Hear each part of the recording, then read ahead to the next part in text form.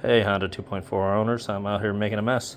When I did my alternator a couple of years ago, I kept reading the way to do this is from above the serpentine belt.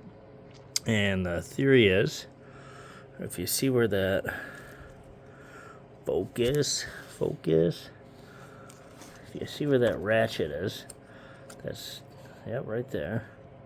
Kind of out of focus, but it's polished metal. You get it on that tensioner pulley. Oop, focus. I don't think it's going to focus well. But you get it on that tensioner pulley, and you pull, I guess, towards the front of the car from the top, and you slide the belt over the alternator. That's the last pulley you put it over when you're taking up the tension with the tensioner. Okay, well, I didn't have any luck doing that with the alternator, and I just made a total mess doing it now because I popped that power steering line and spilled it all over my new belt. So that'd be great, hearing that squeak for the rest of the time I drive this car. But anyway, I've really just concluded for a single person job, easiest way to do this is from below. You can see, just kind of help me out here, put a little zip tie or the power steering pulley and the belt just to keep it on there.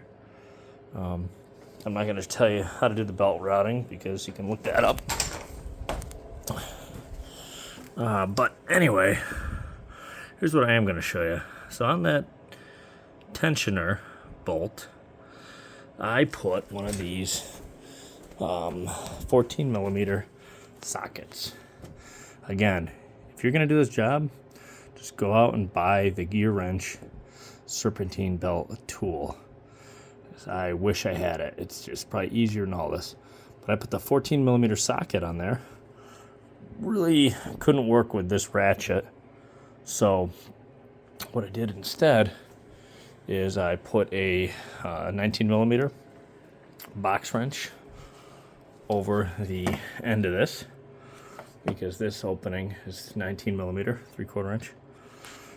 Okay. And I've pointed it down because my conclusion is the easiest way to do these belts solo, and maybe even with another person helping you from above, is to get over the crank bolt or maybe that AC compressor on the right, the bottom right. I really think without rotating the crank, easiest way to get the belt on is do the crank pulley last. And you can see here is my wrench hanging down here. The nice thing about that 19 millimeter wrench is it's pretty long. The longer the better, really. And then you want to angle it as far forward as possible when you're putting the head of the wrench, the box end of the wrench, or the ratcheting tool, or whatever you end up buying. You want to put it as far towards the front. The angle is going to be, this way, as far towards the front as possible. And then I put this extension piece on, which helped a lot. I was able to yank this and get enough tension, because I swore this belt was just too small. But no, you really have to yank this. Yank it, yank it, yank it. And then you finally see right there. You finally see where that belt just had some slack in it. So yeah, that's my tip of the day.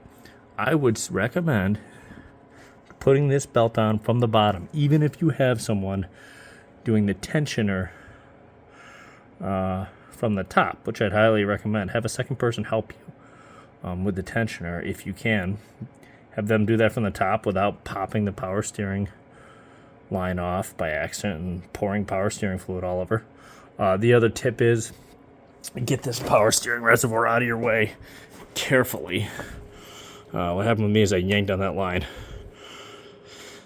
I don't think most people are going to be that stupid. But yeah, get that out of the way, and that gives you a little bit of space to reach in here with your hand and put a ratchet or a box wrench on that tensioner. Otherwise, you really don't have space to do it. I'm sure a Honda Tech could, but I can't see another way to do it, but it's only 2 bolts, and just be careful. Don't pour all the fluid out like I did. Get that out of the way.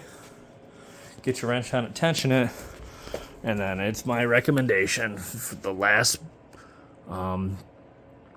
pulley to go over the belt when you've taken up the tension in the tensioner is that crank bolt. Good luck. And I wish they made this a little more roomier in here, Honda. I mean, half an inch would be amazing. It's tight.